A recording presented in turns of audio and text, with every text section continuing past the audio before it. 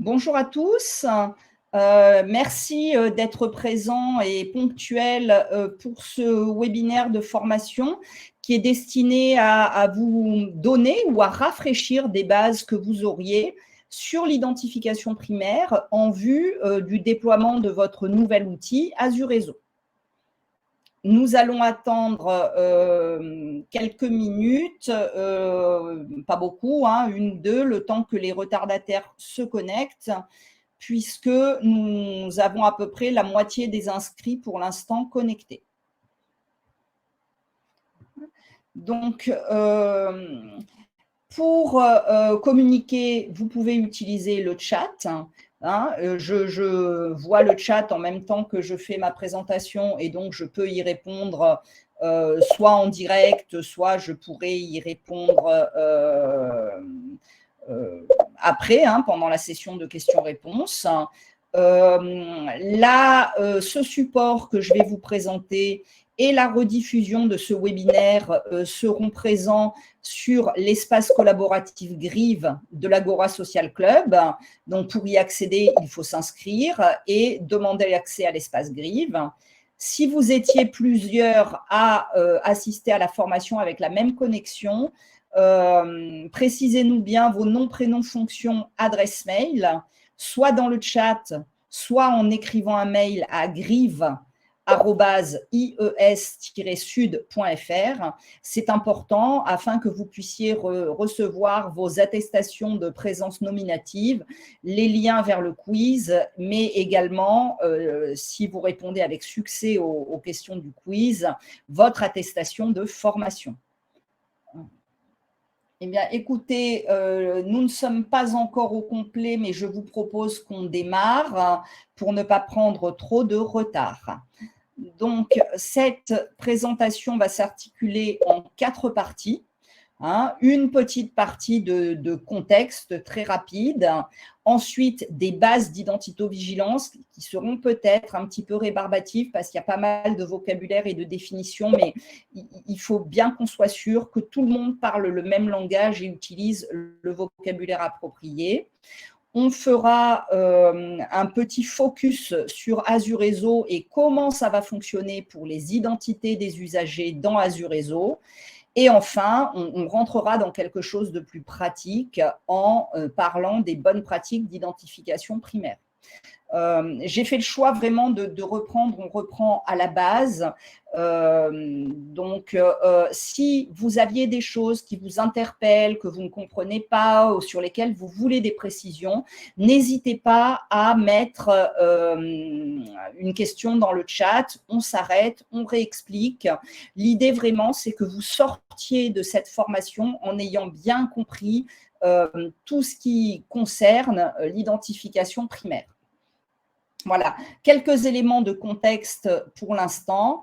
Alors, pourquoi on parle d'identito-vigilance aujourd'hui? Pourquoi on en parle? Il y a une conjonction de plusieurs facteurs qui font que c'est important de s'y intéresser aujourd'hui. Le premier facteur, c'est la mise en place, évidemment, de votre outil Azure Réseau, pour lequel toutes les PTA ou DAC auront une base commune, ça va être le même outil. Alors que jusqu'à présent, vous aviez chacun un outil et donc vous, finalement, le fait d'avoir des pratiques communes et harmonisées entre les PTA ou les DAC n'était pas très important puisque vous ne partagiez pas les identités. Maintenant, vous allez partager les identités.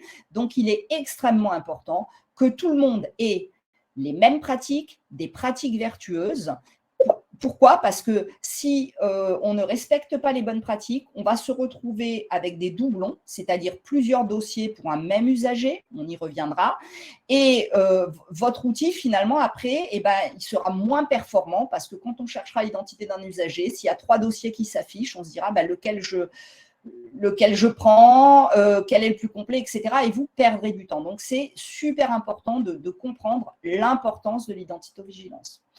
Deux autres choses qui sont très importantes aussi. Alors, je pense que vous en avez déjà un petit peu entendu parler, soit par moi si vous avez assisté à des webinaires faits l'année dernière, soit peut-être par votre encadrement ou votre direction.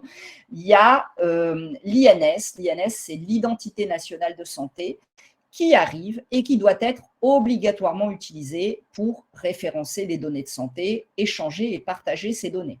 Et forcément, pour utiliser cette identité nationale de santé en sécurité, il y a un corpus documentaire associé, dont le référentiel national d'identitovigilance, qui est opposable. Hein, donc, il est sorti par arrêté au mois de juin 2021, qui doit donc être respecté et qui définit, qui sécurise l'utilisation de l'INS. Et on en verra ici, pendant la formation, quelques mesures. On ne verra pas tout, on verra les principales mesures qui vous intéressent. Enfin, pourquoi globalement l'identitovigilance, indépendamment de l'INS, indépendamment d'Azureso, indépendamment du RNIV? Pourquoi ? Parce que on sait qu'il n'est pas possible d'identifier un usager uniquement par son nom. Il y a des patronymes qui sont très communs. Je vous ai mis un chiffre ici. 50% des usagers, des Français, portent 6,4% des noms patronymiques. Alors, quand on s'appelle Monsieur Martin Laurent, eh ben, il y a beaucoup de chances qu'il y ait un autre Monsieur Martin Laurent ou Laurent Martin qui existe. Et si on utilise uniquement le nom et le prénom, eh ben, on pourra choisir le mauvais dossier, le mauvais usager. Donc, voilà pour ces quelques éléments de contexte. L'identitovigilance, ce sont quasiment tout le temps des erreurs humaines. Vous voyez avec cette diapositive que j'aime beaucoup, hein, parce qu'elle est très, très frappante, que même si toutes les lettres d'un mot sont dans le désordre, on le lit très facilement, du moment que le mot a à peu près le bon nombre de lettres, que ça commence par la bonne lettre et que ça finit par la bonne lettre. Pourquoi ? Parce que le cerveau, il ne lit pas lettre à lettre, hein, pas comme quand on apprend à lire, c'est une photographie et il reconnaît le mot, photographié. Donc, pourquoi je vous montre cette diapositive ? C'est pour vous dire, quand vous regardez une identité, soyez extrêmement attentifs. On aura vite fait de confondre Reine et René, par exemple. Alors, ça, c'est un exemple vécu hein, que je vous donne, que j'ai vu dans ma pratique professionnelle. Donc, l'erreur est très facile à commettre, elle survient très rapidement, donc il faut être extrêmement attentif. Quelques éléments complémentaires. Alors, l'INS, vous voyez ici ce que je vous ai présenté, c'est ce qu'on appelle la maison de Dominique Pont. C'est le projet du numérique en santé, la feuille de route nationale du numérique en santé. Cette identité nationale de santé, vous la voyez dans les référentiels socles. Pourquoi elle est dans le socle ? Parce que pour échanger, pour partager, pour pouvoir alimenter mon espace santé, qui est l'espace numérique de santé, ben, il faut bien qu'on soit sûr d'utiliser la même identité. Cette identité nationale de santé, elle doit être utilisée obligatoirement depuis le 1er janvier 2021. C'est une obligation légale. Ça veut dire que l'usager ne peut pas s'y opposer. On doit l'informer, mais il ne peut pas s'y opposer. Voilà. L'utilisation de l'INS, je vous le disais, est encadrée par un corpus documentaire et un corpus réglementaire important. Je ne vais pas tout vous lire la diapositive, vous l'aurez dans le support. C'est pour information. Vous voyez qu'il y a 3 textes, hein, 2 décrets, un arrêté qui encadrent bien et qui constituent le cadre juridique de l'INS. Bon, on va rentrer un petit peu plus maintenant dans le vif du sujet. Et on va parler de base d'identitovigilance et au départ de définition. Qu'est-ce que l'identitovigilance ? L'identitovigilance, c'est l'ensemble de l'organisation et des moyens qu'on va mettre en œuvre pour fiabiliser l'identité de l'usager et de ses données tout au long de sa prise en charge. Voilà, ça, c'est la définition du donné par le référentiel national d'identitovigilance. L'identitovigilance, on la sépare en 2 grandes parties. L'identification primaire et l'identification secondaire. on va parler aujourd'hui uniquement d'identification primaire. Voilà. L'identification primaire, ça regroupe, ça recouvre l'ensemble des opérations qui vont nous permettre d'attribuer à une personne physique une identité numérique, donc dans un système d'information. Donc les opérations de recherche d'identité dans le système, si on ne la trouve pas, de création d'identité, s'il y avait une erreur, de modification d'identité, d'attribution d'un niveau de confiance, et on verra ce qu'est un niveau de confiance.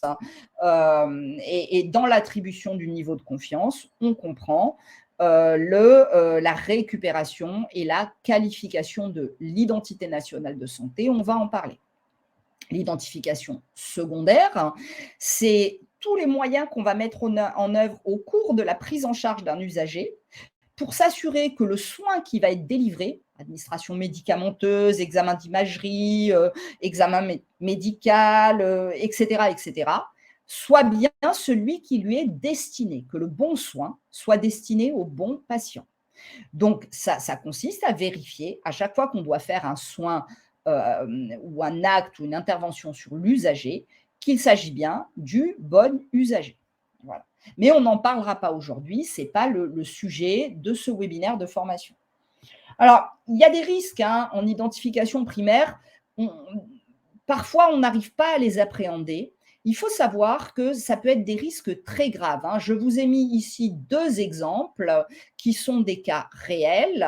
Par exemple, un exemple à Lyon, en 1991. Alors, c'est un cas que je connais bien parce que j'étais justement à Lyon à l'époque où est survenu cet événement indésirable. C'est 2 dames, 2 patientes qui ont le même nom. Et puis, en plus, malheureusement, elles ne parlent pas très bien français.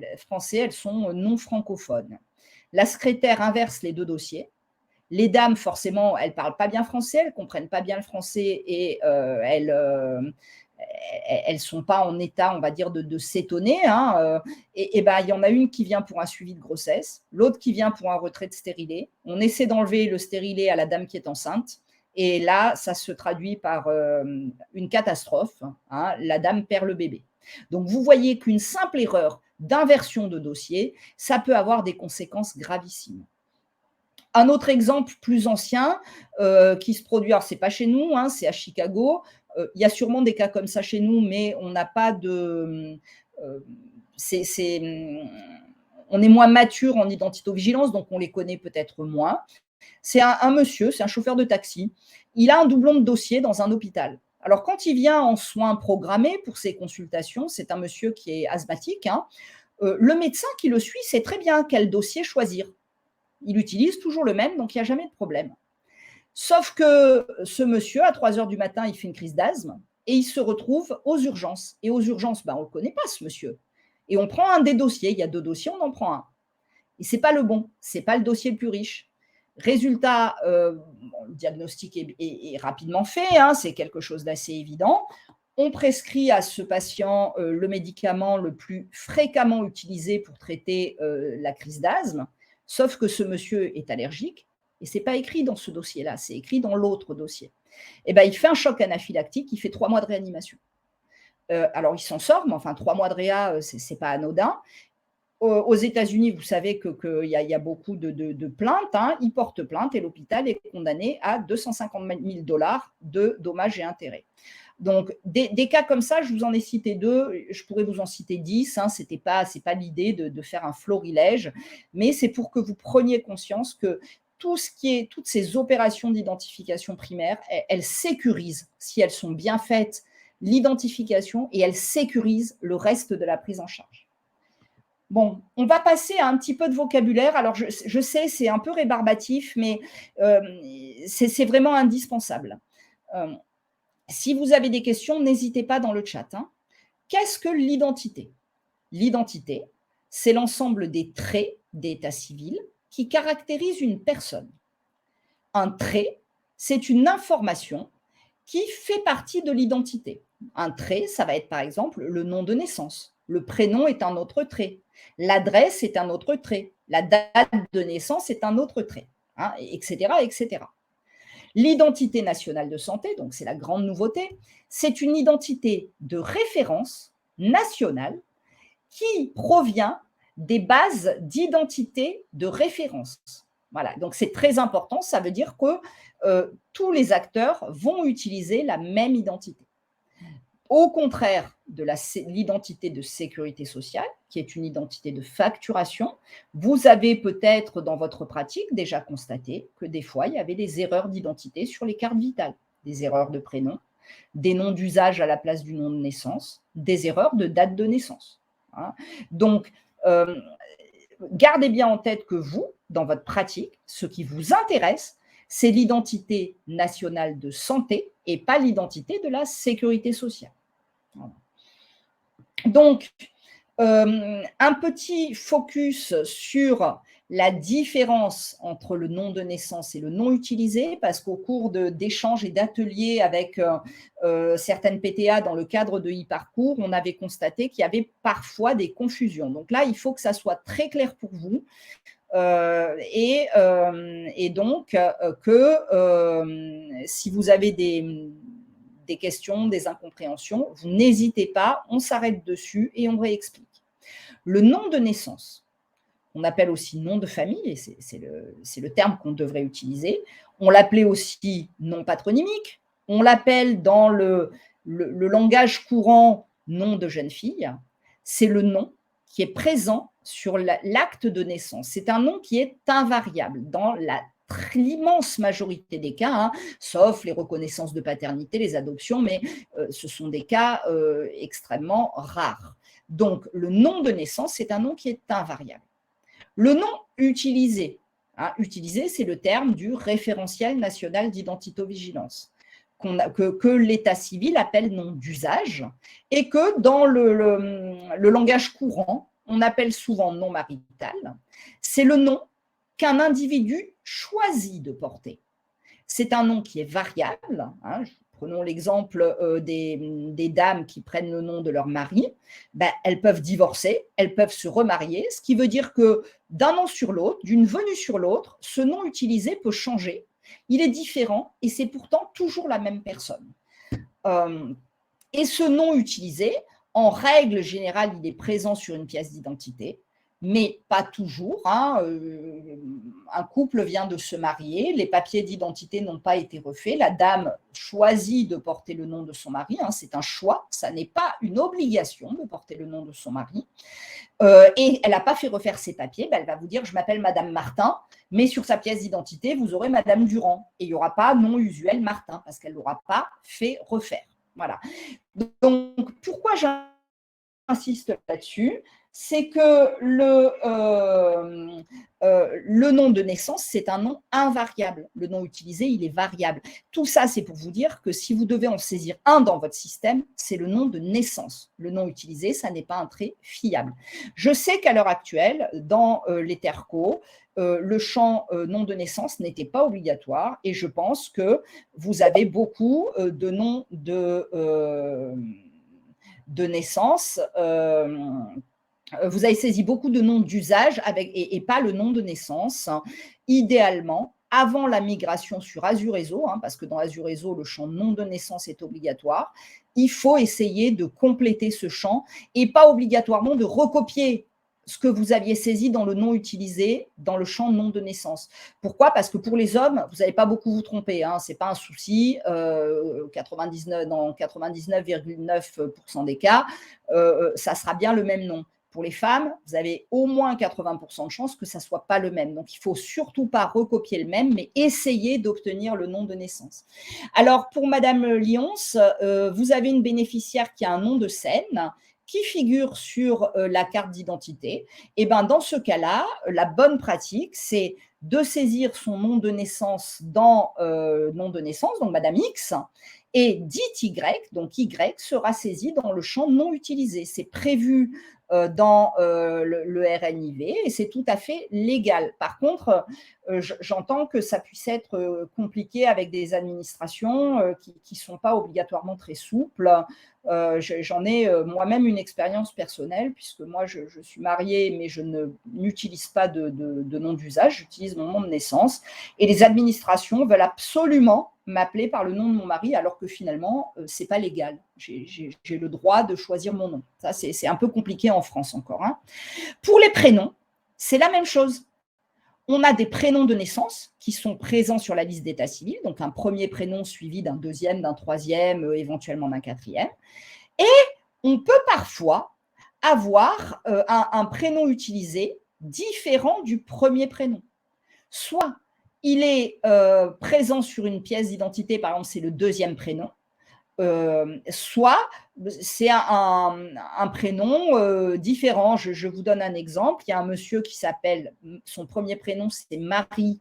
Son deuxième prénom, c'est Jean-Philippe. Lui, il utilise Philippe. Et donc, vous voyez que Philippe tout seul, c'est un prénom utilisé qui n'est pas présent sur sa pièce d'identité, mais c'est celui qu'il utilise au quotidien. Voilà. Est-ce que c'est bien saisi ça Est-ce que je passe à la suite? Ça, c'est super important. Hein, cette diapo, elle est super importante. C'est bon pour tout le monde? Ok, parfait. Allez, je poursuis. Encore du vocabulaire, je suis désolée, mais ça sera la dernière diapo de vocabulaire. Voilà. Donc, qu'est-ce que des homonymes? Des homonymes, ce sont des personnes qui partagent des traits d'identité, donc soit la même identité. Alors, on y viendra à votre question, Madame Pernin, parce qu'effectivement, dans les PTA, vous n'avez pas obligatoirement toujours la pièce d'identité. On en parle dans la suite de la présentation et j'y reviendrai à ce moment-là. Donc, des homonymes, ce sont des personnes qui partagent des traits d'identité, soit la totalité des traits, soit le nom et le prénom, par exemple, ou qui ont des identités approchantes, comme par exemple Monsieur Dupont qui finit par T et Monsieur Dupont qui finit par D. Dans ce cas précis, on va parler d'homophone. Pourquoi? Parce que quand on dit Dupont, quand on dit Dupont, on ne peut pas savoir s'il y a un T ou un D à la fin. Hein. Et vous qui prenez des identités par téléphone, il faut être particulièrement attentif à ça, c'est-à-dire faire épeler absolument. Hein. Et pour distinguer ces homonymes, l'intérêt, c'est de compléter l'identité avec la date de naissance. Alors, on peut aussi avoir des homonymies en plus sur la date de naissance, mais c'est moins fréquent. Et avec le lieu de naissance, parce que là, du coup, si on associe date de naissance, lieu de naissance, premier prénom, nom de naissance, sexe, on a beaucoup moins de risques d'avoir des homonymes. Voilà. Qu'est-ce qu'une usurpation d'identité? Je passerai rapidement, je ne pense pas que vous y soyez confrontés tous les jours. C'est un usager qui emprunte l'identité d'un autre usager pour bénéficier en règle générale de droits à l'assurance maladie. Eux, ils ont l'impression de frauder l'assurance maladie, ça ils en sont bien conscients. Par contre, ils n'ont pas l'impression de courir un risque. Sachez que quand on usurpe l'identité de quelqu'un, on récupère aussi tous ses antécédents médicaux, son dossier médical, etc. Et que ça peut être très grave. Et du coup, il faut absolument sensibiliser les usagers là-dessus. Mais je ne m'attarde pas parce que ce n'est pas tout à fait votre quotidien, je pense. Hein. Les doublons, on ai un petit peu parlé tout à l'heure, c'est une personne physique possède au moins 2 dossiers, donc 2, voire 3, voire 4. Hein, et plus le nom est complexe, plus le risque de doublon est important. Pareil, je pense aux gens qui ont des noms avec beaucoup de consonnes, par exemple, ou des choses comme ça, ou des gens qui ont des noms à particules, de Martin, de Londres, de Lille, vous voyez ce que je veux dire? Moi, j'ai vu récemment dans un établissement, c'est un monsieur, il n'a pas de chance, il a 3 particules, c'est de quelque chose, de quelque chose, de quelque chose, il avait 10 dossiers dans l'établissement. Hein. Attendez, je note parce que j'ai repéré une petite faute d'orthographe que je corrigerai sur le support. Et donc, pour éviter la création de doublons, si on respecte les bonnes pratiques, on limite la création de doublons. La collision, c'est encore plus grave qu'un doublon. C'est qu'on mélange des éléments appartenant à plusieurs usagers dans un seul dossier. Donc, c'est le cas des homonymes, hein, par exemple. On n'a pas vérifié la date de naissance, on a tapé juste le nom et le prénom et puis on sélectionne le mauvais dossier. On a une erreur d'inattention. Hein, je vous disais tout à l'heure, quand on regarde une identité, il faut être extrêmement attentif. C'est le cas aussi des usurpations d'identité, hein, c'est des risques. Allez, j'accélère un petit peu. L'identité nationale de santé. Donc, c'est une identité unique, pérenne, ça je vous l'ai déjà dit, hein, qui sécurise le référencement des données et facilite l'échange et le partage. L'utilisation de cette INS est réglementée. Seuls les acteurs de la santé et du médico-social, hein, dont les DAC, les PTA bien évidemment, ont le droit d'utiliser cette INS. Alors finalement, ça nous sert à quoi, vous allez me dire? Un petit exemple. Aujourd'hui, finalement, à l'hôpital, l'usager, il est identifié sous son nom de naissance, par exemple, là, dans l'exemple Loiseau. Puis on a peut-être saisi 2 prénoms, Marina, Anne. Mais à la pharmacie ou chez le médecin généraliste ou dans Terco, chez vous, actuellement, on a demandé le nom au patient, à la patiente. Et sans rien préciser, qu'est-ce qu'elle vous a donné comme nom? Elle vous a donné le nom d'usage. Donc, c'est du bois. Et si vous voulez échanger avec l'hôpital, c'est compliqué parce que l'oiseau, ce n'est pas du bois. Vous voyez? Etc. Avec l'INS, tout le monde va utiliser cette identité nationale de santé. Et vous voyez ici la composition de l'INS, donc c'est composé d'un matricule, on y reviendra, d'un identifiant technique, je ne vous en parle pas, ça va être transparent pour vous, du nom de naissance, de la liste des prénoms de naissance, et vous remarquez que là, il n'y a pas de virgule, hein, il y a un espace, la date de naissance, le sexe, et le code INSEE du lieu de naissance. Voilà. Cette identité, je le répète, elle provient de base d'état civil et pas de base de la sécurité sociale. Voilà. Alors, ce matricule INS, il est constitué par le numéro d'identification au répertoire des personnes physiques ou le numéro d'identification d'attente pour les usagers qui sont nés à l'étranger et qui sont en cours d'immatriculation. Ce numéro, c'est un numéro unique qui identifie l'individu dans la base de référence. Il est fourni par l'état civil pour les usagers, enfin, l'identité est fournie par l'état civil pour les usagers qui naissent en France, qu'ils soient français ou étrangers, ou l'identité est fournie à la base par l'assurance maladie pour les usagers étrangers nés à l'étranger qui viennent travailler en France. Et ce NIR ou ce NIA d'attente, ils sont utilisés par différentes administrations et ils ont différents usages. Celui que vous connaissez, c'est comme numéro de sécurité sociale ouvrant droit pour la facturation et le remboursement des soins. Vous savez que le salarié est également identifié par son NIR par un employeur, par exemple, pour aller payer l'URSSAF, les cotisations. Dans les caisses de retraite, on est identifié par le NIR. L'administration fiscale relie un individu grâce à ce numéro.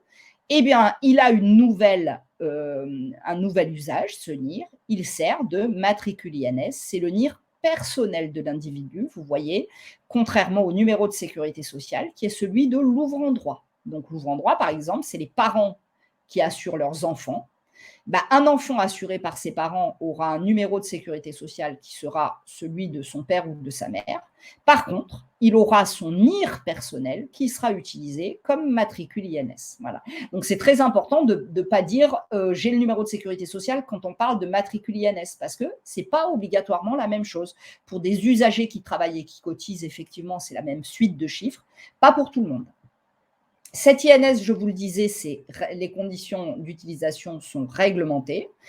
Et quelque chose qui est très important pour vous, bon, les cas réglementaires d'anonymat, normalement, vous n'y êtes pas confrontés, mais par contre, imaginons que vous ayez un doute sur l'identité de l'usager, vous pensez que c'est le cousin ou le frère parce qu'il y a un problème de couverture sociale, il ne faut pas utiliser l'INS, c'est interdit. Voilà.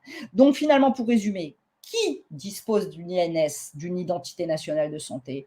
Tous les usagers nés en France, y compris si ce sont des étrangers nés en France. Toute personne née en France, soit française ou étrangère, est immatriculée dans le registre de l'INSEE et a donc une INS. Par contre, qui n'a pas d'INS? Les touristes étrangers de passage ou les étrangers en situation irrégulière. Voilà. Cette identité nationale de santé, pour pouvoir être utilisée, il faut qu'elle soit qualifiée. qualifier, c'est 2 conditions. C'est 1, on fait appel au téléservice et on verra comment ça va fonctionner avec Azure Réseau. On récupère les traits de référence. Mais 2, on a vérifié l'identité de l'usager par le biais de procédures d'identité-vigilance qui sont définies par le référentiel national d'identité-vigilance. Et dans ces procédures, il y a en particulier le contrôle de la cohérence de l'identité avec une pièce d'identité au moins une fois. Et on va revenir justement sur le problème que vous n'avez pas obligatoirement toujours la pièce d'identité et vous n'avez pas obligatoirement toujours le patient physiquement présent en face de vous pour lui demander cette pièce d'identité. Mais on va avancer. Les traits d'identité, les traits stricts sont, je l'ai déjà dit, stables dans le temps. Ces traits stricts sont le nom de naissance. Alors, tous les traits qui sont identifiés dans cette diapositive avec une étoile, ce sont les traits d'identité de l'INS. Donc, le nom de naissance, la liste des prénoms de naissance, la date de naissance, le sexe, le lieu de naissance et le matricule INS. Vous voyez ici que j'ai mis des éléments en gras. Les éléments en gras, ce sont les éléments que vous devez obligatoirement saisir pour créer une identité dans Azure Réseau. Voilà. Donc, le nom de naissance, le premier prénom de naissance, la date de naissance, le sexe et le lieu de naissance. Et vous verrez qu'Azure Réseau va vous demander de saisir une ville ou un pays et lui-même transformera, il y aura des tables, il transformera ça en code INSEE. Voilà. Les traits complémentaires, ce sont les traits plus variables, donc le nom et le prénom utilisés, on en a parlé tout à l'heure, mais d'autres traits, hein, l'adresse, mail ou postal. Alors non, le code INSEE, justement, ce n'est pas le code postal. Et c'est une grande différence. Je vous donne un exemple tout bête. Code postal de Montpellier, 34 000. Code INSEE de Montpellier, 34 172. Code postal de Marseille 12e, 13 012. Code INSEE de Marseille 12e, 13 208. Mais ça, à la limite, vous n'avez pas à vous en préoccuper parce que vous, si je prends l'exemple de Marseille, vous saisirez né à Marseille dans Azure Réseau et Azure Réseau, il a des tables et il calculera tout de suite, il saura lui que c'est 13 208. Vous voyez? Donc, vous, parce qu'on ne va pas vous demander d'apprendre par cœur des listes de chiffres. Quoi, hein. Non, non. Donc, Azure Réseau, ça, il va transformer. Ce n'est pas un souci. Les traits complémentaires, il y en a tout un tas. Hein. Alors là, je vous en ai mis un certain nombre, mais on pourrait avoir d'autres choses. Hein. Médecin traitant, adresse du médecin traitant, le proche de confiance, etc. etc. Et là, ce que dit le RNIV, c'est que le nom et le prénom utilisés, s'ils sont différents du nom et du premier prénom de naissance, il faut les saisir. Le reste, évidemment, vous avez le choix, mais je suppose que, évidemment, vous avez besoin de saisir une adresse, un téléphone, peut-être une adresse mail. Dans l'idée, si vous allez comprendre pourquoi par la suite, hein, si vous pouvez saisir une adresse mail, ça va beaucoup nous aider pour contacter le patient et qualifier l'identité. Je vais vous expliquer le fonctionnement à la suite. Alors, le nom et le prénom utilisés, le RNIV laisse un peu le libre choix aux structures. Alors, si on n'a pas le lieu de naissance sur une fiche d'orientation, oui, vous pouvez créer le dossier. Vous pouvez créer le dossier. À ce moment-là, il faudra saisir inconnu ou 99 999. Tout ça, on vous le mettra dans la fiche réflexe création d'une identité Azure Réseau qu'on va vous proposer. Hein. Donc oui, la ville de naissance sera obligatoire pour répondre à Séverine Blanchard. Pour enregistrer un nouveau dossier. Maintenant, si vous ne la connaissez pas, vous mettrez 99 999. Maintenant, l'idée, c'est quand même dans Azure Réseau de pouvoir qualifier les identités, donc de récupérer l'INS. Et si les identités sont incomplètes, il est probable que le téléservice nous dira je ne peux pas vous renvoyer cette identité, je n'ai pas assez d'informations pour la chercher. Donc, il faudra, si vraiment vous ne le connaissez pas, ben, vous mettrez 99, 999, mais il ne faut pas que ça soit une habitude par défaut de se dire je ne demande même pas, je mets ça, parce que sinon on ne pourra pas qualifier les identités et du coup on ne pourra pas échanger avec d'autres acteurs, l'hôpital, la ville, etc., les éléments, on ne pourra pas référencer les données. C'est quelque chose de vraiment super important. Il faut essayer de le récupérer vraiment. Après, si vous n'y arrivez pas, vous n'y arrivez pas, mais je sais que c'est une contrainte supplémentaire, que jusqu'à présent, vous ne le faisiez pas, mais ça a un vrai intérêt pour récupérer l'INS. Et vous allez voir après que la cellule régionale d'identito-vigilance va vous prendre une partie du travail sur ces identités, mais pour qu'elle puisse faire le travail correctement, et finalement, elle va vous rendre un service, il faut que les identités saisies soient de qualité. Voilà. Donc, je reviens à la politique des noms et prénoms utilisés. Le référentiel national d'identito-vigilance, finalement, vous laisse le choix. Enfin, vous laisse le choix, pas à chaque individu. Hein. Le RNIV, il dit soit vous choisissez de saisir uniquement ce qui est sur une pièce d'identité, soit vous saisissez ce que vous dit l'usager et puis vous ne vous préoccupez pas que ça soit présent ou non sur une pièce d'identité, soit vous pouvez faire un mix des deux options, c'est-à-dire, je ne sais pas si c'est fréquent dans votre pratique, mais à l'hôpital, c'est assez fréquent, une dame qui est en train de divorcer, qui vous dit non, mais là, il y a un nom d'usage sur ma pièce d'identité et vraiment, je ne veux pas l'utiliser, je suis en instance de divorce, il y a un conflit, je veux réutiliser mon nom à moi. Donc, vous pouvez choisir de dire, ok, ce nom utilisé, il est présent sur la pièce, mais je ne vais pas le saisir. Maintenant, qu'est-ce qui va se passer dans Azureso ? Moi, aujourd'hui, je ne sais pas. Pourquoi ? Parce qu'il va falloir qu'on fasse des ateliers de travail, au moins un, pour rédiger la charte d'identito-vigilance pour Azureso et donc décider de ces politiques. Voilà, donc aujourd'hui, moi, je ne peux pas vous dire ce qu'il faut faire. Je vous dis, il y a 3 options. L'équipe e-parcours va organiser des ateliers, on travaillera ensemble et c'est vous, entre PTA, DAC, qui vous mettrez d'accord sur une politique. Par contre, quand elle sera écrite, il faudra la respecter. Voilà. Dans le RNIV, alors là, c'est un tout petit peu complexe ce que je vais dire. Si vous ne comprenez pas, n'hésitez pas à poser des questions, hein, parce que c'est peut-être la diapositive la plus complexe de la présentation.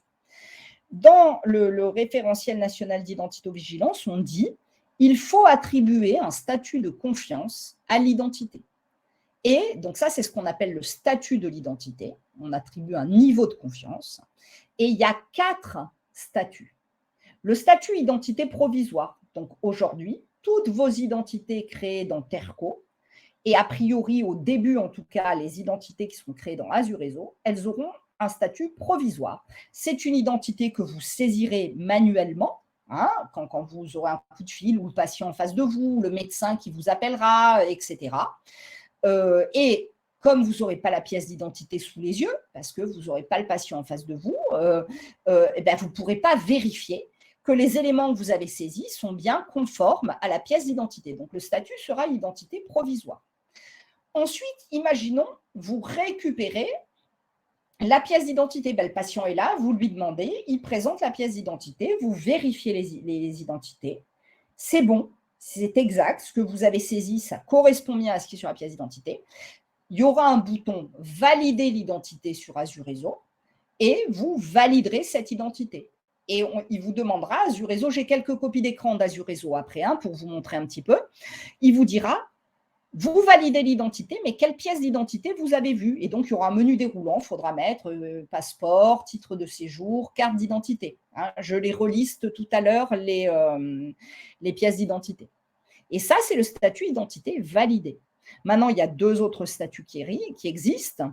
Dans l'organisation qui va être mise en œuvre, c'est des statuts que vous verrez revenir, mais ça ne sera pas vous qui aurez la charge de passer les identités avec ces statuts-là. Ça sera la cellule régionale d'identito-vigilance. Le statut identité récupéré, c'est une identité qu'on a créée avec les traits de l'INS, c'est-à-dire on a interrogé la base de référence en faisant appel au dossier, au téléservice INSI, et on a récupéré les traits de référence et on a créé cette identité. Et si on a contrôlé cette identité par rapport à une pièce d'identité, à ce moment-là, le statut devient identité qualifiée. C'est très important de pouvoir avoir les identités au statut identité qualifiée. Pourquoi ? Pourquoi ? Parce que si l'identité n'est pas qualifiée, on ne peut pas utiliser le matricule INS et l'identifiant technique pour échanger et partager les données. Du coup, ben, tant qu'elle n'est pas au statut qualifié, l'INS, il n'y a pas d'intérêt, si vous voulez. Il n'y a pas d'intérêt. Alors, pour Karine Colombo, nous ne voyons jamais les patients sur la plateforme de coordination. Donc, il y a plusieurs pistes envisagées que je vais vous décrire tout à l'heure. Par contre, il faudra qu'on travaille ensemble là-dessus. Et au début, peut-être qu'on se dira, on va faire comme ça. Et puis, on se rendra compte que ce n'est pas efficace parce que en même temps, il y a ce nouvel outil. En même temps, il y a l'INS. Donc, évidemment, on a réfléchi sur des organisations possibles, mais pour l'instant, elles n'ont pas été testées sur le terrain. Il faudra qu'on teste ça et peut-être qu'il y aura des ajustements si ça ne fonctionne pas bien. Et au contraire, au démarrage d'Azurezo, on fera des réunions d'échange ensemble. Qu'est-ce qui marche ne marche pas? Est-ce qu'on a des idées pour améliorer? Parce qu'on a tout à construire et il faut le construire ensemble. Voilà. Je reviens après, justement, j'ai 2-3 diapos sur cette problématique-là et on va le voir un peu plus en détail. Voilà. Donc là, je viens de vous parler des statuts d'identité. L'utilisation du statut est obligatoire. C'est une exigence du référentiel national d'identité-vigilance. On peut qualifier différemment, utiliser une qualification supplémentaire en utilisant ce qu'on appelle des attributs de l'identité. Donc, dont l'utilisation est facultative, ce n'est pas une exigence du RNIV, mais ce sont des attributs qui peuvent être intéressants. Alors là, je vous les cite, je pense que vous n'aurez pas intérêt à utiliser identité fictive. Donc, en gros, on a identité douteuse, donc ça sera une coche dans Azurezo. J'ai un doute sur l'identité alléguée par l'usager. Je crois qu'il ne m'a pas donné sa vraie identité. Voilà, ça peut arriver. Vous me direz, mais je ne suis pas sûre que ça soit très fréquent chez vous. Identité fictive, je pense que vous ne l'utiliserez jamais. On l'utilise à l'hôpital, par exemple, vous avez un patient qui est inconscient, qui n'a pas de papier d'identité, il arrive, on l'a trouvé dans la rue, il faut bien l'enregistrer pour pouvoir le soigner. Du coup, on crée une identité complètement fictive, inconnue 1er janvier 2012, par exemple, etc. Et c'est le cas des cas d'anonymat légaux, des cas légaux d'anonymat, accouchement sous X, cure de désintoxication, tout ça, mais passons. Et plus de dossiers en anonyme. Si vous avez l'usage de faire des dossiers en anonyme dans des cas particuliers et que vous souhaitez garder cette pratique, vous avez le droit. Par contre, il faudra qu'on définisse une charte de nommage de ces identités anonymes. Et ça, c'est quelque chose qu'il faut travailler ensemble. Excusez-moi, je vais le noter parce que je n'avais pas cette notion d'anonymat dans Azurezo. Et c'est très important. Parce que, voilà, je l'ai là, anonymat, parce que comme vous allez tous partager la même base, il faut que vous ayez tous les mêmes pratiques d'anonymat. Il ne faudrait pas qu'il y ait différents patients anonymes qui se retrouvent dans le même dossier. Donc, du coup, il y a un travail à faire là-dessus, d'harmonisation des pratiques. On le fera ensemble en atelier. Attendez, je prends 2 secondes pour le noter parce que c'est très, très important, ça, ce que vous me dites. Et donc, vous aurez toujours le droit. Mais à ce moment-là, on utilisera la coche identité fictive et ces identités anonymes n'auront pas d'INS puisque quand on va interroger le téléservice, il ne va jamais retrouver le vrai patient sous cette identité anonyme. Donc, vous avez toujours le droit de le faire, ce n'est pas du tout un souci. Il faut juste qu'on définissent bien la charte de nommage, qu'on soit en accord avec la cellule régionale d'identito parce que c'est la cellule régionale qui va gérer la qualité des identités, donc il faut qu'elle connaisse bien vos pratiques et ces choses à travailler ensemble. Et à ce moment-là, on n'appellera pas le téléservice. Par contre, le patient, du coup, il faut savoir que ces données ne seront pas échangées, partagées, etc. Voilà, parce que vous voyez que pour les identités douteuses et les identités fictives, elles ne peuvent avoir qu'un statut provisoire et l'appel au téléservice est interdit. Voilà, les identités homonymes, ça permet, donc il y aura une coche, identité homonyme, ça va vous alerter en disant « Oula, je travaille sur un dossier, il a un homonyme, et ben, je revérifie bien tous les traits. Est-ce que je ne me suis pas trompée de dossier en le sélectionnant ?» Vous voyez, et par contre, ça n'interdit pas du tout l'appel au téléservice. Voilà. Alors, les données de santé, si jamais il y a des choses qui s'impriment, que vous imprimez d'Azure Réseau, et de toute façon, ça sera prévu en paramétrage, donc vous n'avez pas vraiment à vous en occuper. Ça s'imprimera tout, les traits s'imprimeront quand vous imprimerez, hein, c'est du paramétrage qui sera fait au départ. Obligatoirement, si on a une INS qualifiée, on doit avoir imprimé sous les documents le matricule INS et l'identifiant qui en fait est transformé. Il va simplement dire bah, ce matricule INS c'est un IR ou ce matricule INS c'est un NIA. Parce que le NIA, au bout d'un moment, il se transforme en IR, qui n'est pas obligatoirement le même numéro. Et donc, il faut que l'informatique, hein, que Azure Réseau, ils se disent bon, bah, ça c'était un NIA, donc je vais rappeler le téléservice pour vérifier, parce qu'il peut changer. Donc, matriculé au ID, le nom de naissance, le premier prénom de naissance, la date de naissance et le sexe. Vous avez donc ça, c'est obligatoire. Vous pouvez rajouter les autres prénoms de l'INS et le code du lieu de naissance. Voilà. Et vous pouvez aussi choisir de rajouter, moi je pense que c'est plutôt une bonne idée, je les ai mis en italique, pourquoi? Parce que ce ne sont pas des traits de l'INS, hein, le prénom utilisé et le nom utilisé s'ils sont différents du nom de naissance, parce que, imaginons que vous envoyez un courrier pour une dame, si vous avez mis que son nom de naissance, peut-être que le nom de naissance, il n'est pas présent sur la boîte aux lettres. Vous voyez, donc c'est intéressant quand même de remettre le nom utilisé. Toutes les informations de l'INS, donc le matricule, le nom de naissance, la liste des prénoms, la date de naissance, le sexe et le code du lieu de naissance, c'est présent dans ce data matrix que je vous présente ici et qu'Azure Réseau sera en capacité de générer. Ce qui veut dire que, imaginons que vous recevez un courrier d'une autre PTA, le patient a déménagé, un courrier ou un mail, hein, le patient a déménagé, il doit être suivi ailleurs, etc. Vous aurez ce data matrix, il n'y aura plus qu'à le scanner et toute l'identité, vous n'aurez pas à la ressaisir, elle arrivera directement dans Azure Réseau. Voilà. Alors, on va parler un petit peu maintenant d'Azure Réseau, donc on rentre vraiment dans le vif du sujet. Je crois que je l'avais présenté à un atelier, maintenant je ne sais pas si vous étiez tous là. Il faut savoir qu'Azure Réseau, il va être connecté au serveur régional d'identité, qui va constituer la base, ce qu'on appelle le référentiel identité d'Azure Réseau. Donc, et notre serveur régional d'identité, il est alimenté en identité patient par certains hôpitaux. D'accord? Pas tous, hein, mais il y a 13 hôpitaux qui alimentent. Ce qui veut dire que dedans, vous avez déjà des identités riches et de qualité. Pourquoi? Parce qu'à l'hôpital, ça fait 20 ans qu'on est contraint en identitovigilance. Ça fait 8 ans que le nom d'usage est obligatoire. Donc, les identités, elles sont propres et elles sont riches. Et du coup, ces identités, vous allez pouvoir en bénéficier. Comment ça va se passer de façon macro? Après, on rentre dans le détail. Hein. Comment ça va se passer? Vous pourrez, d'abord, on va rechercher l'identité dans Azure Réseau. Est-ce que le patient, je le connais, il existe, il fait partie de ma file active? Si oui, ça s'arrête là, mais l'identité, elle ira alimenter ici le SRIR. Hein. On aura un domaine qui s'appellera Azure Réseau et on aura toutes les identités d'Azure Réseau. Le patient, il n'a jamais fait appel à vous. Il n'est pas connu dans Azure Réseau. À ce moment-là, vous interrogez le SRIR. Si l'identité, elle est connue du serveur, vous la récupérez entièrement et vous n'avez pas besoin de la ressaisir. Voilà.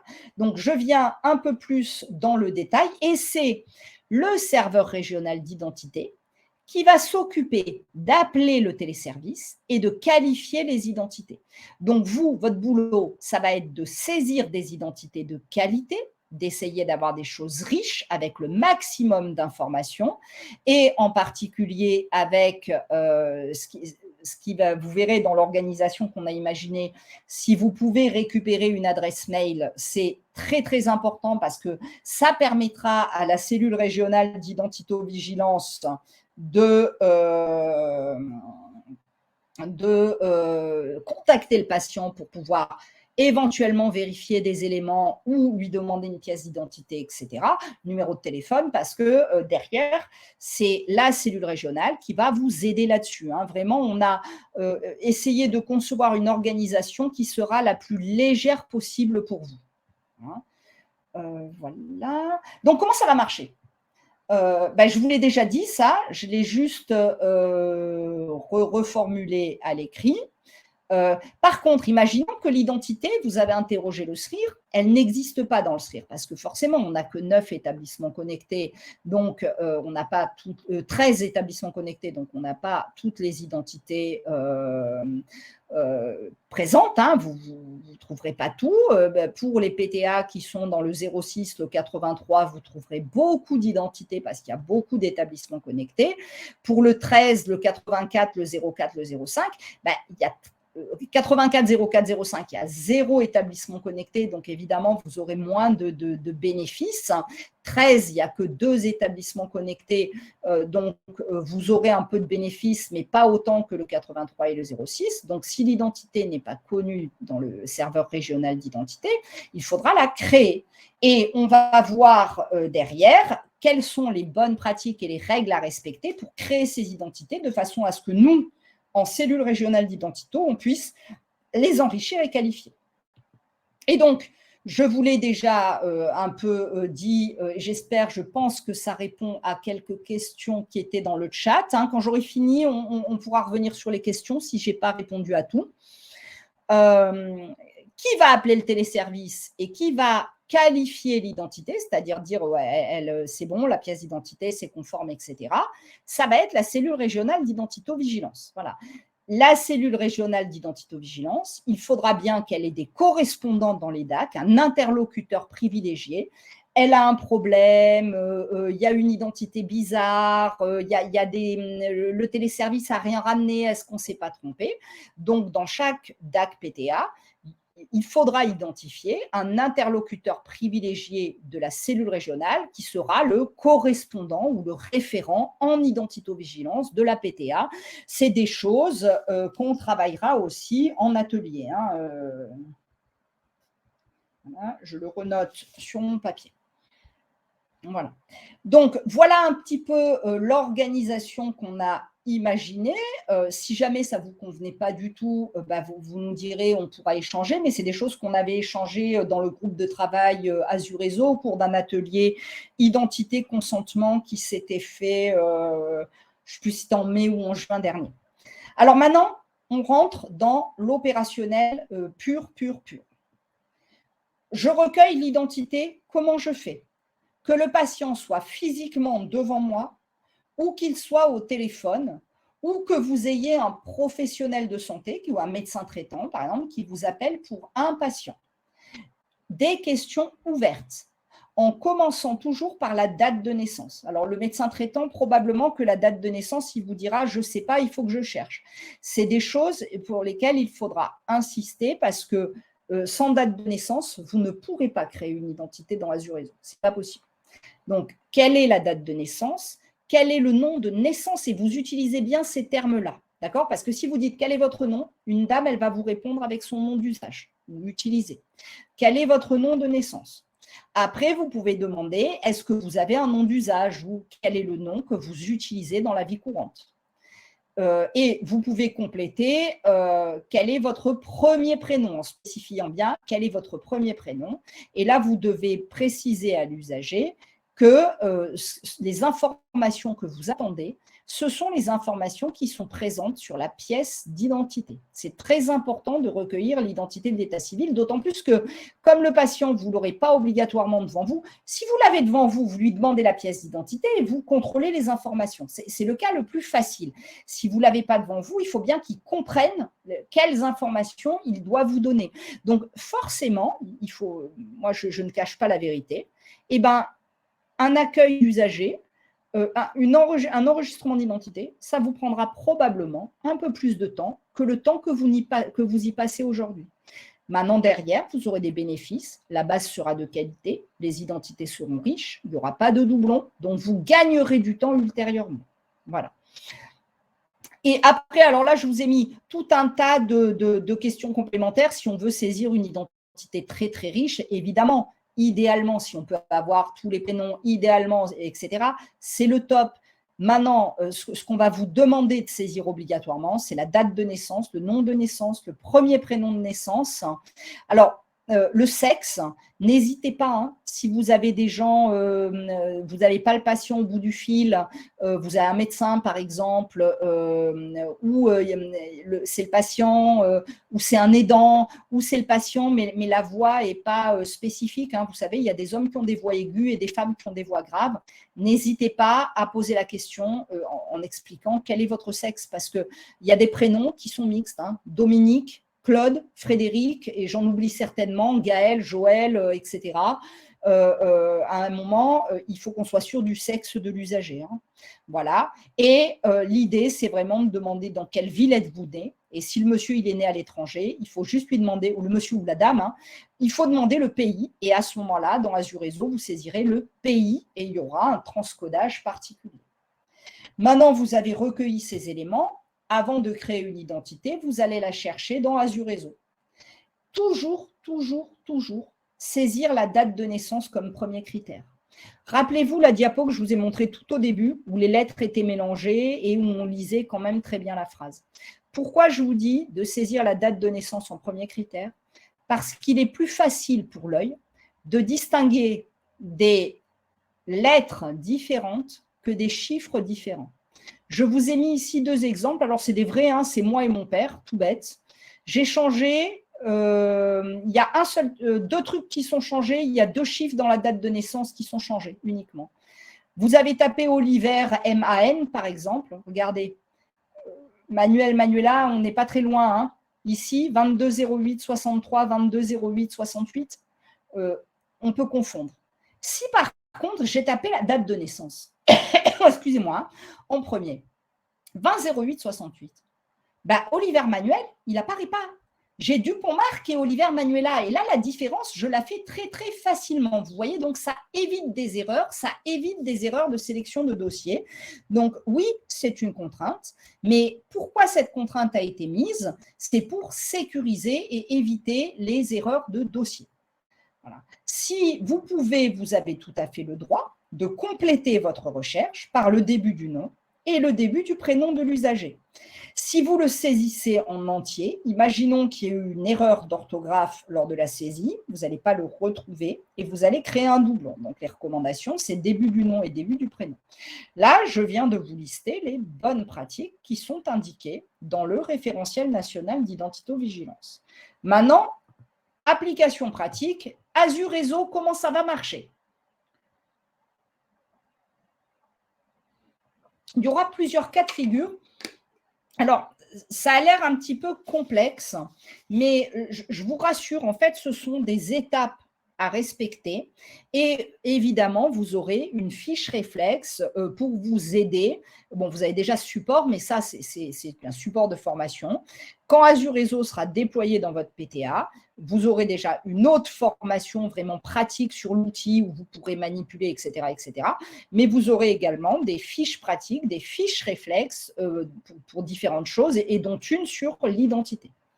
Donc, l'usager, on a saisi le début la date de naissance, le début du nom du prénom. Azure Réseau, il va vous afficher les identités des patients qui font partie de votre fil actif, c'est-à-dire qui sont pris en charge dans votre organisation, dans votre PTA. Si par exemple, je travaille à Apport Santé, je verrai s'afficher la liste de toutes les identités des patients qui ont fait appel à Apport Santé. Mais je ne verrai pas la liste des patients qui ont fait appel à Riviera, par exemple, à la PTA de la Riviera. Hein. Je donne des exemples juste comme ça. Hein. Voilà. Là, vous trouvez votre patient, vous êtes sûr que c'est le bon, tout va bien. Votre patient ne s'affiche pas. Avant de créer le patient, hein, vous voyez ici, on a le bouton « Créer nouveau patient », mais avant de créer le patient, donc vous êtes sûr qu'il n'est jamais venu dans votre PTA. Mais peut-être qu'il est venu dans une autre PTA. Et rappelez-vous, Azure Réseau, et c'est un outil commun à toutes les PTA. Donc, il faut lancer une recherche sur les autres PTA, on va dire, hein, pour faire simple. Et pour cela, le mécanisme qui a été prévu par Azureso, c'est à ce moment-là, on vous demandera de compléter l'identité, c'est-à-dire de saisir entièrement le nom, entièrement le prénom. Hein, donc, il y aura à saisir obligatoirement le nom en entier, le prénom en entier, la date de naissance en entier, le sexe, et vous allez relancer votre recherche. Et si le patient, il existait dans la base, mais vous ne faisiez pas partie de son cercle de soins, à ce moment-là, il va s'afficher, vous voyez, parce que l'identité est exacte. Et vous aurez ici ce bouton dans la colonne Action, s'habiliter sur le dossier. Et s'habiliter sur le dossier, en gros, c'est un peu comme une fonctionnalité de bris de glace. Ça va vous donner accès au dossier, donc vous pourrez utiliser cette identité-là, mais c'est tracé en disant un tel a demandé l'accès à ce dossier, etc., etc. Vous savez, c'est toujours le problème du partage des données de santé, et c'est pour ça qu'ils ont mis en place ce mécanisme-là. Pourquoi ne pas chercher direct? Oui, vous pouvez aussi, effectivement, pour répondre à Muriel Pernin, compte tenu de cette complexité, vous pouvez aussi dire je saisis le nom en entier, le prénom en entier, la date de naissance en entier et le sexe, et je fais déjà une recherche générale, vous gagnerez une étape. Ce n'est pas tout à fait conforme à ce que demande le RNIV, mais maintenant, il y a aussi les contraintes Azureso, et donc, moi, il y a un petit risque de création de doublons. Alors, l'intérêt. Je recommence du coup. Je recommence. En fait, si vous tapez, l'intérêt de ne pas taper le nom et le prénom en entier, c'est de pouvoir dépister les doublons. C'est-à-dire, je ne sais pas moi, imaginons, vous avez un monsieur Dupont qui finit par T dans votre système, et parce que vous avez saisi l'identité par téléphone, et puis vous avez saisi T, parce que c'est comme ça, il y a eu une erreur, etc. Et si vous tapez le nom et le prénom en entier, et vous tapez Dupont D à la fin, il ne va pas vous l'afficher Azureso. Et c'est pour ça qu'on dit, pour être sûr de trouver le dossier et de ne pas créer un doublon, il vaut mieux taper le début du nom et du prénom. C'est tout toute l'idée des recommandations du RNIV, c'est retrouver une identité, même si elle a été saisie avec une erreur au départ. Maintenant, il y a la contrainte qui est en place par Azureso. Hein, c'est une contrainte, c'est quelque chose qui est imposé par Azureso, mais c'est une contrainte aussi réglementaire de cercle de soins, toutes les contraintes de partage des données, d'information du patient en France, hein, avec la législation là-dessus. Azureso, il applique une réglementation finalement qui dit moi, je veux bien autoriser le visu et l'accès à un dossier, à un professionnel, à un dossier d'une autre PTA par un professionnel, mais il faut que j'ai des preuves qu'il a vraiment le patient en face de lui, en gros. Donc, il faut que l'identité soit saisie en entier. Et c'est pour ça qu'Azureso a dit, moi, je n'afficherai un dossier d'une autre PTA que si l'identité est saisie en entier. Maintenant, je pense que c'est des choses à discuter en atelier. Si vous voulez sauter une étape, c'est-à-dire dire, moi, je tape directement en entier l'ensemble des traits pour faire une seule fois la recherche, soit il est dans ma PTA, je le retrouve, soit il n'y est pas, mais du coup, je m'habiliterai. On a un petit risque de création de doublons, mais je pense qu'on pourra le maîtriser. Donc, c'est peut-être peut-être qu'il faut faire comme ça. Ce n'est pas tout à fait les bonnes pratiques, mais on est bien obligé de prendre en compte les spécificités Azureso. Voilà. Alors, est-ce que ça répond à votre question? Est-ce que ce système de recherche valable entre les PTA, oui, ça sera pareil. Hein, si un établissement de santé a un accès Azureso parce que vous partagez des patients, donc le professionnel qui va se connecter fait partie du cercle de soins, ça sera la même chose. Et s'il n'en fait pas partie, par exemple, vous sollicitez un professionnel qui n'est pas encore présent, inclus dans le cercle de soins, s'il tape l'identité en entier, il pourra également s'habiliter sur le dossier. Ce que je vous présente là, c'est valable pour tous les professionnels qui vont utiliser Azureso. Je vois qu'il y a une question en préparation ou une réponse, c'est pour ça que je m'interromps un tout petit peu pour attendre.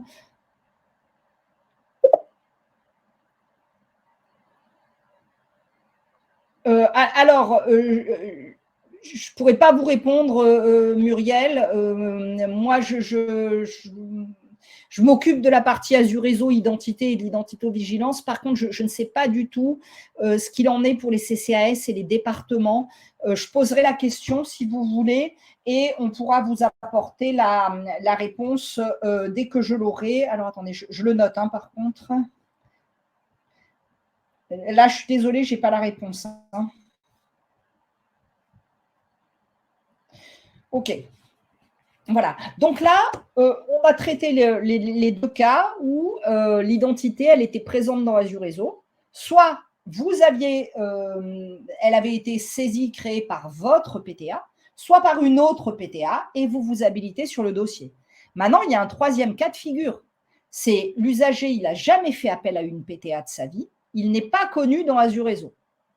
À ce moment-là, vous aurez un bouton pour chercher dans le SRIR.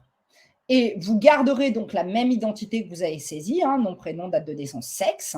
Vous aurez un bouton, alors je ne sais pas comment il s'appellera, rechercher régionalement, ça, ce n'est pas encore développé par Azure Réseau, il nous le livre au mois d'octobre ou novembre.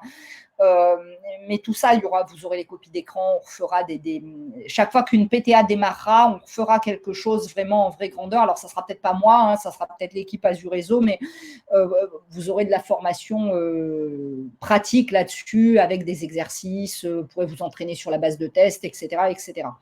Donc, on fait une recherche dans le SRIR. Et le SRIR, il va vous ramener des identités. Peut-être qu'il ne vous en ramènera pas qu'une, hein, parce que peut-être qu'il y aura 2 patients qui correspondront.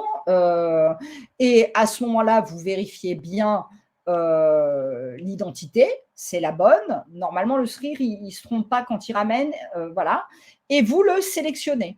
Vous pourrez compléter cette identité si nécessaire, l'adresse, le mail, le téléphone, etc. Vous faites votre boulot dans Azure Réseau, vous la créez dans Azure Réseau. Et à ce moment-là, elle repart dans le SRIR. Pourquoi ? Pour lui dire au SRIR, cette identité, elle est aussi utilisée par Azure Réseau. Vous voyez hein. Donc, est-ce que c'est clair, ces mécanismes de recherche d'identité dans Azure Réseau, dans la PTA, dans Azure Réseau, usager d'un autre PTA, dans le SRIR? C'est bon, OK. Donc, cette identité, elle est existante, vous allez la sélectionner après avoir vérifié soigneusement les infos. Je réinsiste, hein, mais il ne faut vraiment pas se tromper de dossier. Et puis finalement, le SRIR, peut-être, hein, je vous l'ai dit, hein, il a 1 million d'identités dedans, mais il n'aura peut-être pas l'identité de votre patient. Donc, si le SRIR il vous dit l'identité, elle n'existe pas, il faudra la créer dans Azure Réseau.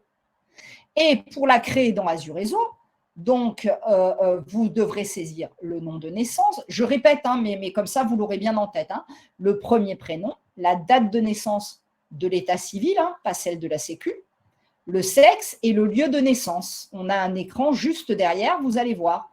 Votre patient, il est venu physiquement, il avait un département, un document d'un médecin, d'une autre PTA, d'un professionnel de santé sur lequel il y a le fameux Data Matrix INS que je vous ai présenté tout à l'heure. Bah, vous scannez le Data Matrix, l'identité, elle arrive dans les bons champs, vous vérifiez, hein, parce qu'on ne sait jamais, au cas où ça serait le document de quelqu'un d'autre, etc. Mais c'est bon, il n'y a rien à saisir.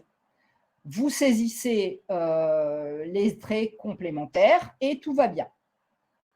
Voilà comment ça va se passer dans Azure Réseau. Donc, vous aurez le nom de naissance. Vous voyez les petits astérix, ce sont des champs obligatoires. Le nom utilisé. Ah, on le scanne avec quoi? Alors, il faut avoir oui, pour scanner le Data Matrix, il faut avoir des lecteurs de QR code. Hein, donc, c'est des petites bouchettes. Ça s'achète. Je le note. Lecteur QR code. Il faudra que les PTA s'en équipent. Enfin, ce n'est pas l'urgence, hein, parce que pour l'instant, le Data Matrix INS, comme il y a encore peu de professionnels qui récupèrent et qui utilisent l'INS, on est au début, et pour l'instant, il n'y a pas d'éditeur en capacité de le générer, ce Data Matrix. Ça va venir hein, d'ici 1 mois ou 2, mais ce n'est pas l'urgence. Mais à terme, il faudra avoir des lecteurs de QR code, un par poste, quoi. Hein. Un par poste où on a des usagers physiques. Si vous n'avez jamais un usager qui vient physiquement, ça ne sert à rien parce que vous n'aurez pas le QR code ou alors vous le recevrez grâce à un courrier, des choses comme ça. Donc, les champs obligatoires à saisir pour créer l'identité sont identifiés ici par une étoile, hein, pas de surprise, c'est ce que je vous ai dit. Et vous voyez que le pays de naissance sera obligatoire, ben, par défaut c'est France. Vous aurez un menu déroulant et vous pourrez sélectionner le pays de naissance du patient. Et la commune de naissance, vous voyez qu'elle est obligatoire, mais comme je vous le disais, vous voyez, vous taperez le début d'une ville, ça vous mettra ça vous affichera la ville si on n'a qu'une en France, ou 2 villes ou villages si on a 2, un, je sais pas, dans les Bouches-du-Rhône et un dans les Côtes-d'Armor. Et il faudra sélectionner la bonne ville. Hein. Et lui, il se débrouillera. Il transformera ça en code INSEE de naissance. Hein. Vous voyez, c'est ce que je vous disais tout à l'heure. On tapera le début du nom de la ville et puis il vous affichera le reste. Et puis là, vous avez les éléments de contact. Idéalement, si vous pouvez récupérer une adresse mail, mais y compris l'adresse mail d'un aidant. Ou des enfants, etc. Je vous donne un exemple. Moi, ma mère, elle n'a pas d'adresse mail, elle a 91 ans.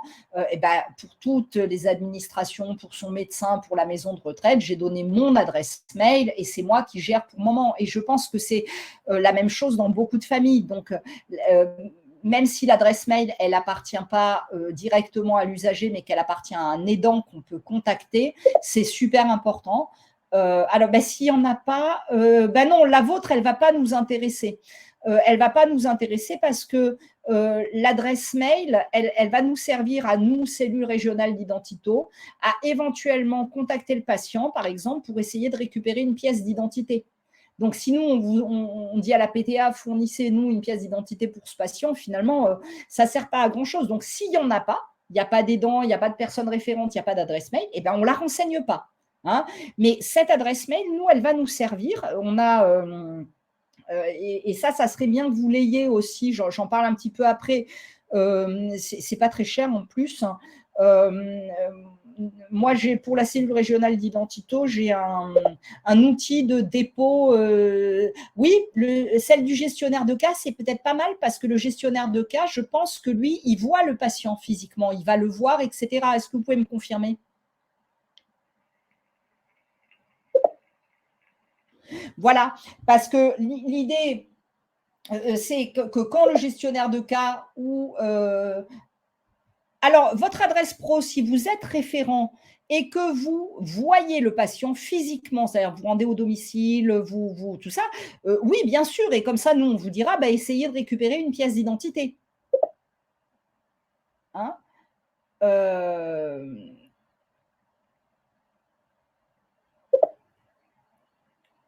Enfin, il faudra, vous n'en aurez pas 100% de pièces d'identité, il ne faut pas rêver. Hein. Moi, je suis pas super optimiste. Au fur et à mesure, ça ira mieux, etc. Mais si on n'a pas la pièce d'identité, on ne peut pas valider l'identité, on ne peut pas qualifier l'INS, on ne peut rien faire. Donc, nous, la cellule régionale d'Identito, évidemment, on va essayer de contacter le patient, soit au téléphone, si on a un numéro de mobile, soit par mail, s'il y a un mail. On lui dira, pouvez-vous prendre en photo votre pièce d'identité et l'envoyer sur tel lien sécurisé. Hein. On a une plateforme de dépôt sécurisé de pièces. Ça serait bien que vous aussi, vous en ayez, parce que peut-être que quand vous avez le patient au téléphone, si c'est le patient qui vous appelle, vous pouvez lui dire, écoutez, je vous envoie un lien et puis vous me renvoyez la pièce d'identité. La pièce d'identité, ça s'inclut dans Azure Réseau. Vous voyez, parce que nous, après, elle arrive dans le serveur régional. On a prévu les choses comme ça. Mais donc, c'est pas la peine qu'ils soient en cours, les papiers. Ce n'est pas la peine qu'il soit en cours. Alors oui, je réponds à Lucie Gergoin, qui dit c'est une réalité en gestion de cas, on est au domicile, mais nos patients âgés n'ont pas toujours de papier d'identité en cours.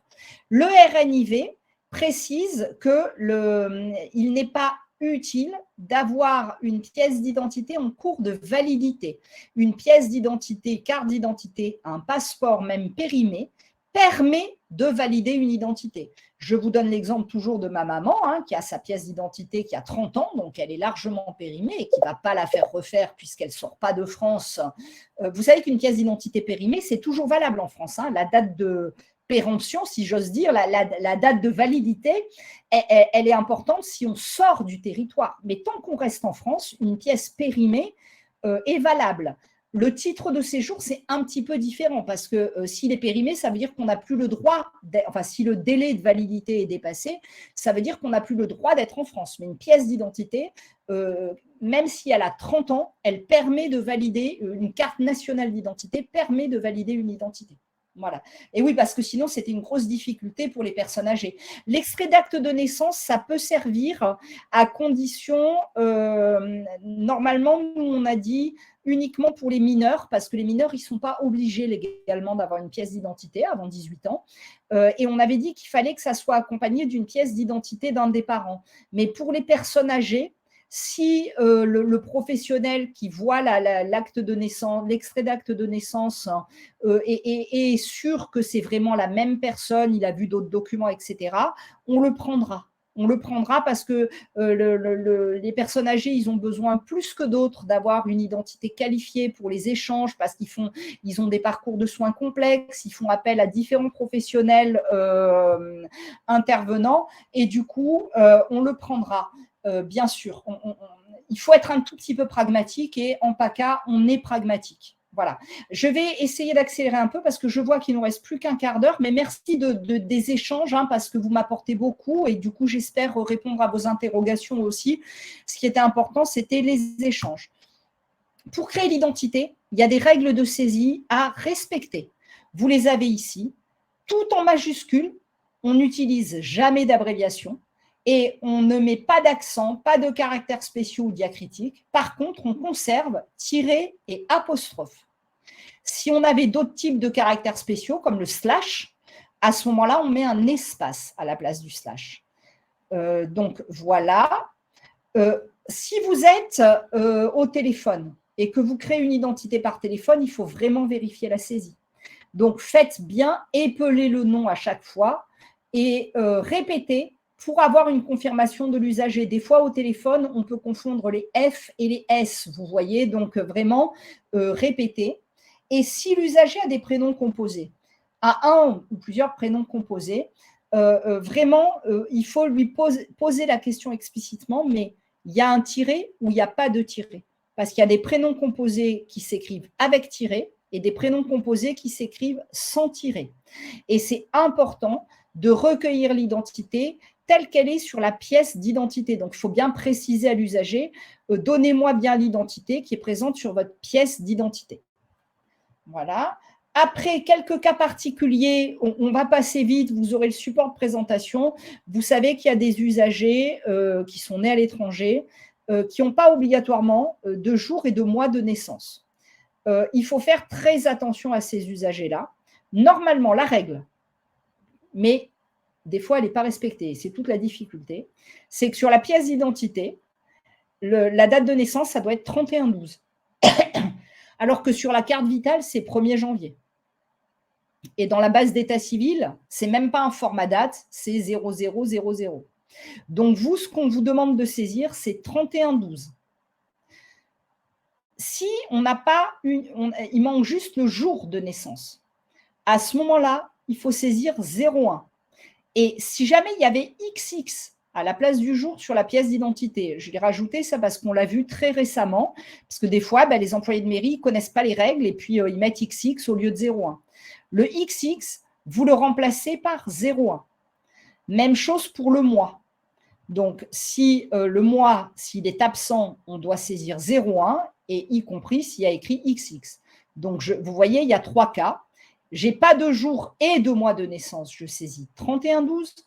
Il me manque juste le jour de naissance, je saisis 01. Il me manque juste le mois de naissance, je saisis 01. Tout ça, vous l'aurez dans la fiche réflexe. Vous avez également des usagers Si on note qu'il y a plusieurs dossiers ou au moins un autre. Non, vous écrasez pas. Vanessa Blanc, si on note qu'il y a plusieurs dossiers ou du moins un autre et que c'est nous qui avons le bon dossier avec la bonne orthographe par exemple, comment signaler que notre dossier est le bon et l'autre pas? Vous aurez une adresse mail à votre disposition qui sera srir, Sophie va vous la mettre dans le chat, srir@ies-sud.fr et vous signalerez les anomalies sur cette adresse mail. Et à ce moment-là, c'est la cellule régionale d'Identito qui va traiter le problème et probablement qu'on vous contactera pour si on a besoin de précision, etc., etc. Il faut savoir, alors je ne voulais pas l'aborder là parce que c'est un tout petit peu complexe, mais comme vous vous intéressez au problème, je vais quand même vous en parler un tout petit peu.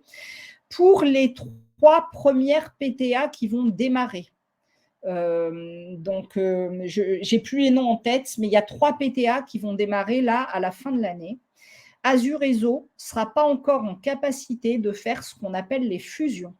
Donc, il y aura forcément, pas beaucoup, mais il y en aura, des doublons de dossiers. Par exemple, un patient est venu à la PTA Est-Azur, il a déménagé et après il a été à Apport Santé. Vous aviez 2 TERCO, il y aura donc 2 identités dans Azurezo.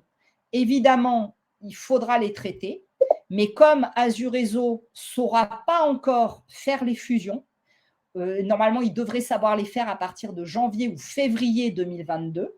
On laissera les 2 dossiers. Par contre, on listera bien tous ces doublons. Et dès que Azurezo saura faire les fusions, la cellule régionale d'Identito fera les fusions et vous fera un retour. Vous contactera avant d'abord pour échanger avec vous quel dossier vous souhaitez garder, le plus complet, le plus ancien. Ça, c'est des choses qu'on doit déterminer ensemble aussi dans la charte d'identito-vigilance d'Azurezo et ça sera traité. Mais il faut savoir qu'avant la fin de l'année, on ne peut pas encore le traiter. Alors, sur vos dossiers actuels, il n'y a pas forcément tous ces éléments, effectivement. Pour les PTA qui vont migrer avant la fin de l'année et pour toutes les autres aussi, mais ça arrivera plus étalé dans le temps. Il y a l'équipe e-parcours fait des analyses sur vos bases, identifie les dossiers sur lesquels il manque les noms de naissance, identifie les doublons, identifie les identités incomplètes, il n'y a pas de date de naissance, etc., etc. Et vous fournit cette liste en vous demandant, dans la mesure du possible, on est bien d'accord, d'essayer de recontacter les usagers pour compléter les identités. Sur le lieu de naissance, vous ne l'avez pas saisi, on ne va pas vous demander d'appeler tous les patients. On essaiera au fil de l'eau de les récupérer, c'est-à-dire le patient revient, vous constatez qu'il n'y a pas le lieu de naissance ou qu'il y a inconnu dans le champ. À ce moment-là, il revient ou vous allez à domicile pour les gestionnaires de cas, etc. Vous devez récupérer le lieu de naissance et on complétera l'identité. Nous, au niveau de la cellule régionale, on essaiera quand même de récupérer les éléments comme on pourra par contact des patients, etc. Maintenant, je ne vous cache pas qu'à la cellule régionale, il n'y aura qu'un seul ETP. Donc, elle fera de son mieux, la cellule. Elle ne pourra pas récupérer tout si les données sont vraiment pas terribles. Donc, c'est vraiment un travail d'équipe entre vous et la cellule régionale si on veut arriver à quelque chose, quoi. Voilà. On va recruter, oui, normalement, on doit avoir un ETP parce que si on l'a pas, l'ETP, on ne pourra pas gérer, clairement, quoi. Voilà. Après, le délai, moi, j'ai demandé que ça soit le plus vite possible parce qu'il vaut mieux traiter les anomalies au fil de l'eau plutôt que d'essayer de rattraper 3 ou 4 mois. Bon, c'est validé, mais il faut que ça vienne, quoi. Voilà. Donc, je n'ai pas vraiment d'éléments. Je poursuis vite parce qu'il ne nous reste plus beaucoup de temps. Donc, si l'usager n'a pas de nom ou de prénom, il faut recopier ce qui est sur la pièce d'identité. S'il y a écrit XX, on écrit XX. S'il y a écrit SP, on écrit SP. Et s'il n'y a rien écrit, on écrit sans espace nom ou sans espace prénom. Les usagers qui n'ont pas de nom, c'est très rare. Je ne suis pas sûr que vous y soyez confrontés. Il y en a à peu près 10 000 en France. Donc, ça ne serait pas de bol que vous en ayez un. Les sans prénom, il y en a plus, il y en a 100 000. Lieu de naissance inconnu, on l'a déjà abordé. Vous n'avez pas la donnée, il faut pouvoir créer l'identité. Vous saisissez inconnu Et Azure Réseau, il doit vous transformer ça en 99 999, qui est le code pour inconnu. La vérification de l'identité, voilà, on en a déjà un petit peu parlé. C'est les pièces d'identité de haut niveau de confiance. Vous les avez listées ici, je les ai déjà citées, je n'y reviens pas. Retenir que ce sont les informations de la pièce d'identité qui priment, y compris sur l'INS, Les usagers non physiquement présents, on l'a un petit peu abordé en fil rouge finalement de ce webinaire. Eh bien oui, il faut adapter parce qu'une PTA, c'est un mode d'exercice particulier. Quand vous créez l'identité, vous n'avez peut-être pas l'usager, vous le verrez a posteriori, c'est le cas des gestionnaires de cas. Donc à ce moment-là, il faudra récupérer une pièce d'identité, la photographier, l'inclure dans Azure Réseau. Il y aura une fonctionnalité où on pourra inclure la photo de la pièce d'identité. Demandez, ce que je vous disais tout à l'heure, à l'usager de vous transmettre électroniquement la pièce ou de la transmettre à la cellule régionale d'identito-vigilance, mais c'est ce que je vous disais, ça, il faut le transmettre de façon sécurisée. On ne peut pas transmettre ça avec un Gmail. Donc, il faudrait que vous ayez, j'en ai déjà un petit peu parlé, un outil de dépôt à votre disposition aussi. Mais ça, c'est des trucs, c'est hyper simple. Moi, j'en ai un depuis pas longtemps. Ça fonctionne vite, c'est mis en place très très vite. Donc, si vos directions sont d'accord pour faire le petit investissement, ça peut être en place extrêmement rapidement. En 8 jours, c'est fait. Vous voyez vraiment, ce n'est pas un projet informatique majeur.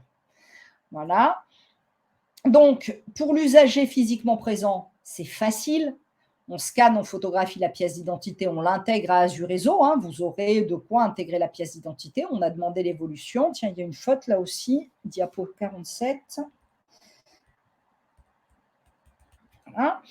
Et l'usager à distance, il y a soit on va à domicile et on se retrouve dans le cas de l'usager physiquement présent un peu a posteriori, mais finalement c'est le même cas. Soit on ne le voit jamais. Et donc, on a soit la transmission d'une pièce d'identité par un mail sécurisé ou par un lien vers une plateforme de dépôt. La cellule régionale d'identito sollicitera également les usagers si on a un mail ou un numéro de téléphone. Et on est en train de réfléchir à quelque chose qui est vraiment super, mais ça, c'est ce que j'appelle le dispositif d'identification substantielle.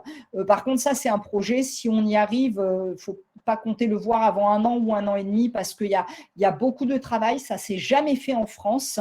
On voudrait pouvoir lier à Azure Réseau et au SRIR un outil d'identification substantielle. Donc, en gros, c'est un peu comme l'identité numérique de la Poste, si vous en avez entendu parler. Le patient reçoit un lien. Évidemment, il faut qu'il ait un smartphone parce qu'il faut qu'il y ait une caméra. Et il fait les opérations à distance et Azure Réseau, le SRIR et Azure Réseau, du coup, recevront l'info, c'est bon, l'identité est validée. Ça, c'est idéal parce que c'est automatisé, que ça ne demande pas de ressources. Donc, c'est quelque chose qu'on a envie de faire. Maintenant, très clairement, ça va prendre dans le meilleur des cas 1 an, peut-être un peu plus, si on y arrive, parce qu'il y a plein de problématiques techniques à lever, mais c'est un super beau projet. Ça serait super élégant comme façon de gérer l'identité. Qualifier l'identité, c'est la cellule régionale d'identito qui appellera le téléservice et qui choisira de remplacer ou non les traits locaux par les traits INS. Donc, vous verrez dans vos dossiers des identités qui seront complétées. Vous verrez peut-être apparaître d'autres prénoms dans liste des prénoms de naissance. Vous verrez apparaître un matricule INS. Et peut-être que des fois, vous verrez une identité légèrement différente. J'insiste bien sur légèrement, parce que si elle est trop différente, on ne remplacera pas les traits. La priorité, c'est la sécurité du patient. Quand je dis légèrement différente, c'est que peut-être vous aurez un tiret dans le premier prénom alors que vous ne l'aviez pas saisi, par exemple, ou vous aurez un code du lieu de naissance qui sera un tout petit peu différent. Je ne m'étends pas sur ces problématiques qui sont extrêmement complexes des codes du lieu de naissance. Pour tout vous dire, sur ces problématiques-là, je fais un webinaire d'1 heure spécifique pour parler rien que de ces problématiques. Mais sachez qu'au niveau de la cellule régionale, il y a des experts. On décidera Et parfois, on décidera avec vous, c'est-à-dire on vous appellera, on vous dira, bah, là, l'INS, elle est comme ça, vous aviez saisi ça, est-ce que vous êtes d'accord pour qu'on la prenne, etc. C'est-à-dire on ne vous dépossède pas de vos identités. L'idée, c'est nous travaillons en commun pour améliorer la qualité des identités. Hein. On coopère, on fait un travail collaboratif. Voilà. Juste pour terminer, doublon collision, je passe extrêmement vite. On en a déjà parlé dans les définitions, ce sont des risques, donc c'est juste une diapo pour mémo. Conduite à tenir devant une anomalie, je vous les ai listés là. Vous avez un doute, vous créez un nouveau dossier, même si le dossier existe. Vous avez dépisté un doublon, vous allez le signaler à srir@ies-sud.fr.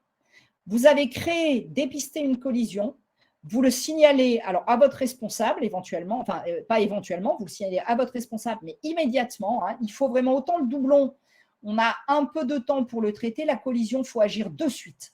Et vous nous le signalez à CIVR@ies-sud.fr. Probablement qu'on va réfléchir à un formulaire pour vous éviter de tout ressaisir, etc. On vous fournira un modèle de mail avec des cases à cocher, des champs à remplir.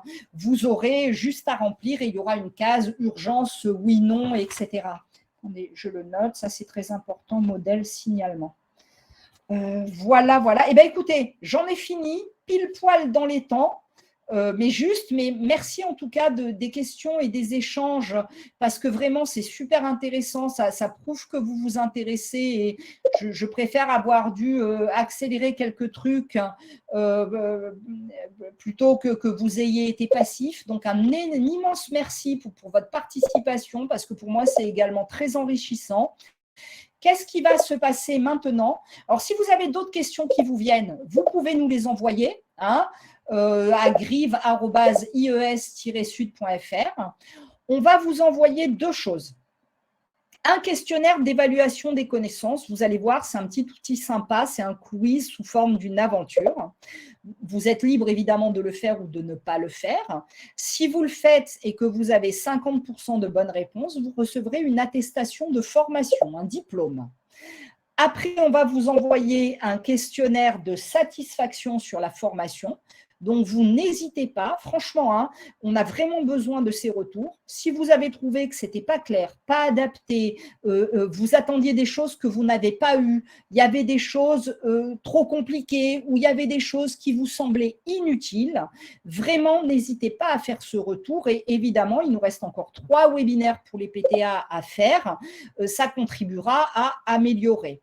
Et on vous enverra aussi rapidement une attestation de présence que vous pouvez envoyer, donner à votre directeur ou à votre service des ressources humaines. Voilà. Eh bien, écoutez, on a fini. Merci, encore un grand merci à tous. J'ai une petite minute de retard, mais ça va, j'ai tenu le temps, c'est ce qui est toujours un peu un challenge pour moi, parce que je suis tellement passionnée que le risque, c'est un peu de déborder. Je vous souhaite une excellente journée à tous et je vous dis à bientôt. Et surtout, n'hésitez pas, il y a des questions, il y a des choses que vous voulez préciser, etc. Vous n'hésitez pas, et le support sera en ligne sur Agora là d'ici dans l'après-midi en fait. Voilà. À bientôt tout le monde. Au revoir.